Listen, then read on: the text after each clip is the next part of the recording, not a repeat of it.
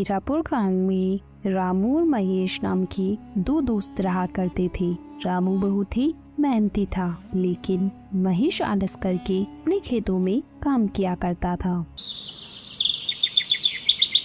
अरे वाह रामू, मैंने सुना है इस साल तुम्हारी बहुत ही अच्छी फसल हुई है। हाँ काका, इस बार मेरी बहुत अच्छी फसल हुई है। फसल बेचने पर मुझे बहुत अच्छा मुनाफा होगा। बेटा, तुम्हारे खेत में कुल कितनी बोरी फसल हुई है? काका, 5 एकड़ जमीन पर कुल 150 बोरी हुई है। ठीक है काका, चलो अब मैं चलता हूँ, मुझे आज अनाज को बेचने के लिए जाना है। ऐसा कहकर रामू वहाँ से चला जाता है। तभी थोड़ी देर बाद महेश भी वहाँ से अपने खेतों की ओर जा रहा था। अरे महेश बेटा, कहाँ जा रहे हो? काका, खेत में फसल की बोरियां आज सुबह जल्दी जाकर मैंने भर दी थी, अब उन्हीं को लेने जा रहा हूँ। महेश बेटा, तुम्हारे पास भी 5 एकड़ जमीन है ना? तो तुम्हारे खेत में इस बार कितनी फसल की बोरियां हुई है? हाँ काका, मेरे पास 5 एकड़ जमीन है और मेरी जमीन पर इस बार 1 एकड़ में 20 बोरियां हुई हैं, तो 5 एकड़ की 100 बोरियां हुई है। क्यों महेश बेटा, तुम्हारे खेत में 100 बोरी की फसल ही क्यों हुई है? तुम्हें पता है तुम्हारा दोस्त जो रामू है, उसके पास भी 5 एकड़ जमीन है। उसकी जमीन पर 150 बोरियों का अनाज हुआ है, जबकि जहां तुम दोनों के खेत है उधर के इलाके की जमीन तो एक जैसी ही है। क्या कहा? मेरे दोस्त रामू के खेत में इस बार 150 बोरियां की फसल हुई है, लेकिन उसने तो मुझे बताया ही नहीं। ठीक है काका, चलो मैं चलता हूँ। फिर शाम को महेश अपनी फसल बेचकर अपने घर लौट जाता है। घर पहुंचकर महेश फसल के बारे में सारी बात अपनी पत्नी को बताता है। मुझे पता है आपको 50 बोरियों का नुकसान क्यों हुआ है, क्योंकि आप अपने दोस्त रामू की तरह मेहनत नहीं करते, इसलिए आपको 50 बोरियों का नुकसान हुआ है। क्योंकि आपका जब मन होता है आप जब भी खेत जाते हो, और अगर ऐसा ही रहा तो कैसे चलेगा? अरे तो भाग्यवान, इसमें मेरी भी क्या गलती है? मुझसे जितना होता है मैं वो सब कर लेता हूँ। अब मुझे तुम ही बताओ, मैं इसके अलावा क्या करूँ? आज आप अपनी जमीन को बेच दो और रामू के पास वाली जमीन को खरीद लो। अगर रामू की जमीन 5 एकड़ है तो आप भी पूरी 5 एकड़ जमीन को खरीद लो, और रामू से कहो कि अब अपन दोनों पूरे 10 एकड़ जमीन पर साथ मिलकर काम करेंगे, और जो भी मुनाफा होगा दोनों बराबर बांट लेंगे। हाँ, तुम ये बात बिल्कुल सही कह रही हो। मैं कल ही रामू के पास जाकर इस बारे में बात करूँगा, और मुझे जहाँ तक पता है रामू मेरी इस बात को टालेगा नहीं। फिर अगले दिन सुबह होने पर महेश अपने दोस्त रामू के यहाँ जाता है। और भाई रामू, कैसे हो तुम? महेश भाई, मैं अच्छा हूँ, तुम बताओ, तुम सुबह सुबह यहाँ कैसे आ गए? रामू, अपन दोनों बचपन के बहुत अच्छे दोस्त हैं, तो मैं सोच रहा था कि मेरी जमीन को मैं बेच दूं और तुम्हारी जमीन के पास ही जमीन खरीद लूं, वो भी तुम्हारी जमीन के बराबर, पूरी 5 एकड़। हाँ हाँ महेश भाई, खरीद लो, ये तो बहुत ही अच्छी बात है, मुझे भी मेरा एक अच्छा पड़ोसी मिल जाएगा। लेकिन रामू, अगर तुम्हें ऐतराज ना हो तो अपन दोनों मिलकर तुम्हारी और मेरी जमीन पर खेती करें, क्योंकि दोनों अलग अलग मेहनत करने से अच्छा है दोनों एक जगह ही मेहनत करें, इससे अपन दोनों को अच्छा मुनाफा भी होगा। हाँ हाँ महेश भाई, मुझे इस बात से कोई एतराज नहीं है। चलो अपन सेठ मनीराम के यहाँ चलकर जमीन को खरीदने और बेचने की बात करते हैं, क्योंकि मेरे खेत के पास की जमीन सेठ मनीराम की है। फिर दोनों सेठ मनीराम के पास चले जाते हैं। सेठ जी, रामू के पास वाली जो जमीन आपकी है, मुझे उस जमीन को खरीदना है। तो खरीद लो, हमने कब मना किया है, लेकिन जमीन खरीदने के लिए पैसे लेकर आए हो? दरअसल सेठ जी, बात ऐसी है कि मैं अपनी 5 एकड़ जमीन बेचना चाहता हूँ और रामू के पास वाली 5 एकड़ जमीन खरीदना चाहता हूँ। तो खरीद लो, मुझे कोई दिक्कत नहीं है, लेकिन मेरी जमीन के बदले मुझे तुम्हारी जमीन और 5,000 रुपए चाहिए। लेकिन सेठ जी, मेरी जमीन भी तो 5 एकड़ की है और आपकी जमीन भी तो 5 एकड़ की है, तो फिर आप मुझसे 5,000 रुपए और क्यों मांग रहे हो? देखो भाई महेश, जमीन की समय के हिसाब से कीमत होती है। अगर तुम्हें लेनी है तो 5,000 रुपए दे दो, वरना कोई बात नहीं। ठीक है सेठ जी, चलो आप 5,000 रुपए और ले लेना, लेकिन आपकी वो जमीन मुझे दे दो। फिर महेश सेठ मनीराम से उसकी जमीन खरीद लेता है। फिर ऐसे ही कुछ दिन बीतने के बाद सुनो भाई महेश, हमें कल से खेतों में हल चलाना होगा, इसलिए कल सुबह तुम तैयार रहना खेत जाने के लिए। अरे यार, हल चलाने में तो बहुत मेहनत लगती है। बैल के साथ साथ पूरे खेत में चलना पड़ता है। मुझे इस काम से बचने के लिए कोई ना कोई बहाना तो बनाना ही पड़ेगा। अरे सुनो भाई रामू, आज मेरी पत्नी के पिताजी का देहांत हो गया है और मुझे 12 दिन के लिए उनके वहाँ जाना पड़ेगा, और अगर मैं वहाँ नहीं गया तो अच्छा नहीं लगेगा। हाँ महेश भाई, ये बात तो सही है, वो तुम्हारे पिता समान है, तो तुम वहाँ चले जाना। तुम्हारे हिस्से का काम भी मैं ही कर लूँगा, तुम बेफिक्र होके चले जाओ। मुझे तो ऐसा लग रहा था कि तुम इस बात के लिए बिल्कुल नहीं मानोगे। तुम सच में मेरे बहुत अच्छे दोस्त हो। मैं 12 दिन बाद वापस आकर तुम्हारे साथ खेत में बहुत मेहनत करूँगा। फिर थोड़ी देर बाद महेश अपनी पत्नी के साथ उसके ससुराल चला जाता है।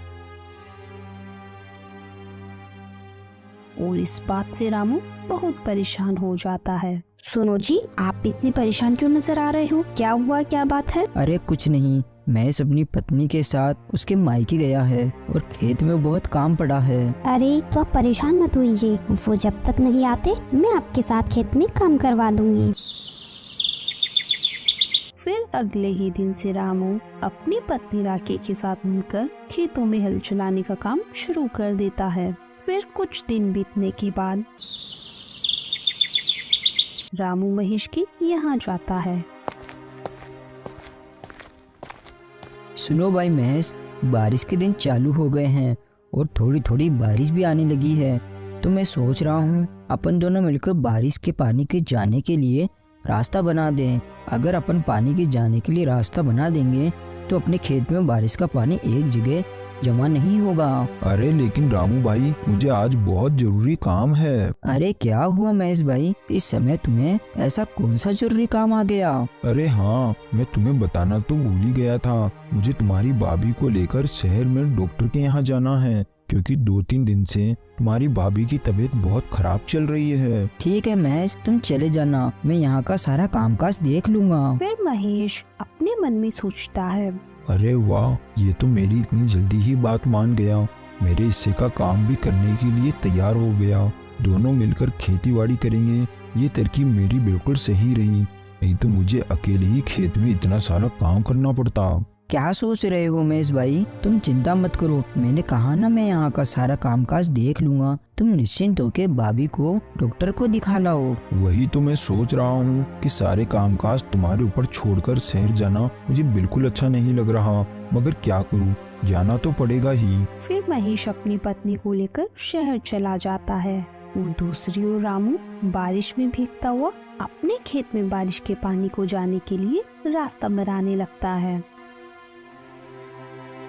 फिर रात होने पर सुनो जी, मुझे ऐसा लगता है जब अपने खेत में कोई काम नहीं होता तो आपका दोस्त महेश घर पर ही रहता है, और जैसे ही आपको खेत में कोई काम होता है वो कोई ना कोई बहाना बना लेता है। मेरा शक बिल्कुल सही है, वो जानबूझकर बहाने बनाता है और शहर चला जाता है। ये तुम क्या बोल रही हो? तुम ऐसा बोलकर मेरे और मेरे दोस्त के बीच झगड़ा करवाना चाहती हो? वो मेरा बचपन का दोस्त है, वो मुझे कभी धोखा नहीं दे सकता।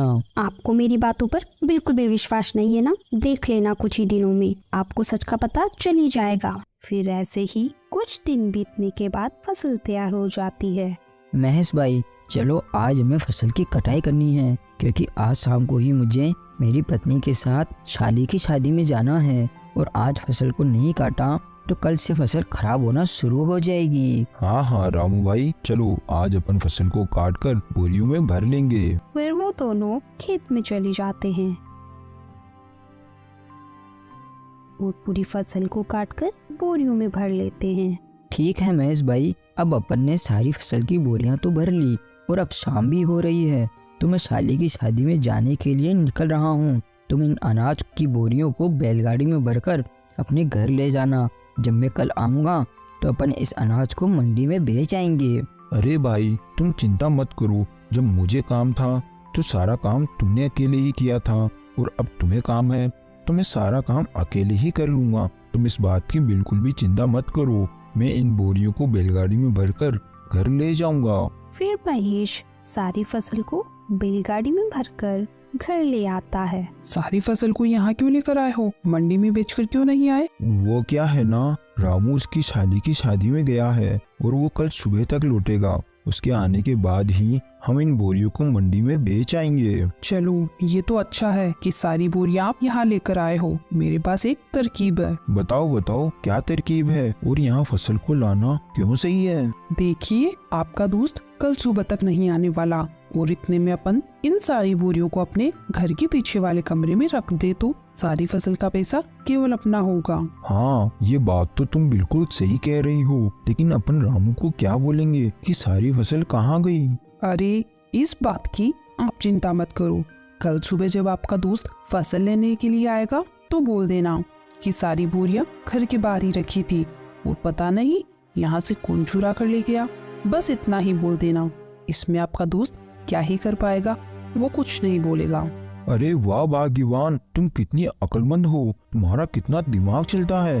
मैं तो केवल खेत में काम करने से ही बच रहा था और तुमने तो सारी फसल को ही अपना बना लिया। वाह भाग्यवान वाह। आप इस काम में बिल्कुल भी देरी मत कीजिए। आप सारी बोरियों को बैलगाड़ी से उतारकर घर के बाहर ही रख दीजिए, ताकि गांव वाले भी देख सके कि बोरियां आपने घर के बाहर रखी है। फिर रात होने पर अपन दोनों मिलकर बोरियों को छुपा देंगे। फिर रात होने पर दोनों पति पत्नी मिलकर सारी बोरियों को घर के पीछे वाले कमरे में छुपा देते हैं। फिर अगले दिन सुबह होने पर रामू महेश के यहाँ आता है। अरे महेश भाई, तुमने सारी बोरियां कहाँ पर रखी है? चलो आज अपन उनको मंडी में बेच आते हैं। हाँ हाँ रामू भाई चलो। फिर वो दोनों घर के बाहर जाते हैं। अरे बाप रे, मैंने अनाज की सारी बोरियां तो यहीं रखी थी, कहाँ गई बोरियां? अरे महेश भाई, तुम ये क्या बोल रहे हो? कहाँ पर है सारी बोरियां? मुझे नहीं पता, मैंने सारी बोरियां कल शाम को यहीं लाकर रखी थी। मैंने सोचा था कि यहीं से सारी बोरियां उठाकर अपन मंडी में बेच आएंगे, लेकिन अब क्या करेंगे, अपनी सारी बोरियां तो चोरी हो गई। क्या अपनी सारी अनाज की बोरियां चोरी हो गई? हाँ ये चोरों का ही काम है, नहीं तो यहाँ पर रखी हुई बोरियां भला कौन लेकर जाएगा? महेश भाई, तुमने ये क्या किया? पूरे 6 महीने की मेहनत को तुमने चोरों के हाथों में सौंप दिया। मुझे तुमसे ये उम्मीद नहीं थी। अरे रामू भाई, ये तुम क्या बोल रहे हो? तुम तो ऐसे बोल रहे हो जैसे उस फसल में तुम्हारा अकेले का ही हिस्सा था और मैंने चोरों को जानबूझकर वो बोरियां जिसे हाथ में दे दी हो। उस फसल में मेरा भी तो हिस्सा था, नुकसान मेरा भी तो हुआ है। हाँ ये बात भी बिल्कुल सही है। चोर अपन दोनों का ही हिस्सा लेकर गए हैं। अपन दोनों को ही बहुत बड़ा भारी नुकसान हुआ है। चलो ठीक है, अब मैं अपने घर चलता हूँ। ऐसा कहकर रामू वहाँ से अपने घर चला जाता है और जाकर चुपचाप बैठ जाता है। क्या हुआ जी, आप इतने उदास क्यों नजर आ रहे हो? क्या बताऊँ मैं तुम्हें। फिर रामू अपनी पत्नी को सारी बात बता देता है। अरे तो कोई बात नहीं, आप चिंता मत कीजिए। अभी खेत में काम करने के लिए काफी समय है। जब तक आप अपने घर के बाहर वाले आंगन में सब्जियां लगाकर उन्हें बेचने का काम चालू कर दो। हाँ तुम ये बात बिल्कुल सही कह रही हो। मैं कब तक ऐसे ही हाथ पे हाथ धरा बैठा रहूंगा? घर बैठे रहने से कौन सा मुझे बैठे बैठे पैसा मिल जाएगा। फिर रामू सब्जियां लगाने के लिए अपने घर के बाहर के आंगन में खुदाई करने लगता है। तभी खुदाई करते करते उसे एक मटका दिखाई देता है। अरे ये तो सोने चांदी से भरा हुआ मटका है। ये तो मेरा अच्छा भाग्य है। अगर मेरी फसल चोरी नहीं होती तो मैं कभी यहाँ सब्जियाँ नहीं लगाता और ना ही यहाँ जमीन पर खुदाई करता। अगर इसमें से एक सोने का सिक्का भी बेच दिया तो मेरी फसल के बराबर मुझे पैसे मिल जाएंगे। फिर रामू अंदर जाकर सारी बात अपनी पत्नी को बता देता है। ये सब भगवान की ही कृपा है, क्योंकि आप बहुत मेहनती इंसान हो। मेहनत का फल हमेशा मिलता ही मिलता है। और उधर दूसरी ओर सुनो जी, आज रात को अपन इस फसल को मेरे भाई के यहाँ ले जाएंगे और रात में वहीं रुक जाएंगे। फिर कल सुबह इस फसल को शहर में ही बेच देंगे। हाँ हाँ, तुम बिल्कुल सही कह रही हो, अपन ऐसा ही करेंगे। फिर रात होने पर महेश और उसकी पत्नी दोनों उस कमरे में जाते हैं तो देखते हैं उनकी सारी फसल की बोरियां खराब हो चुकी है। अरे ये क्या हो गया? अपन ने इनको यहाँ छुपाने से पहले ये तो सोचा ही नहीं कि अगर फसल को थोड़ी भी हवा नहीं मिलेगी तो सारी फसल खराब हो जाएगी। ये सब तुम्हारी वजह से हुआ है। जो अपन को अपने हिस्से में मिलने वाला था अब तो वो भी नहीं मिलेगा। चला गया अब अपने हाथ से सब कुछ। अब क्या करेंगे अपन दोनों? हमारा सब बर्बाद हो गया अब। तो दोस्तों, हमें इस कहानी से यही सीख मिलती है कि हमें कभी भी किसी के साथ बुरा नहीं करना चाहिए, क्योंकि बुरा करने वालों के साथ बुरा ही होता है। और रामू बहुत ही मेहनती आदमी था तो उसे उसकी मेहनत का फल मिल ही गया। Thanks for watching.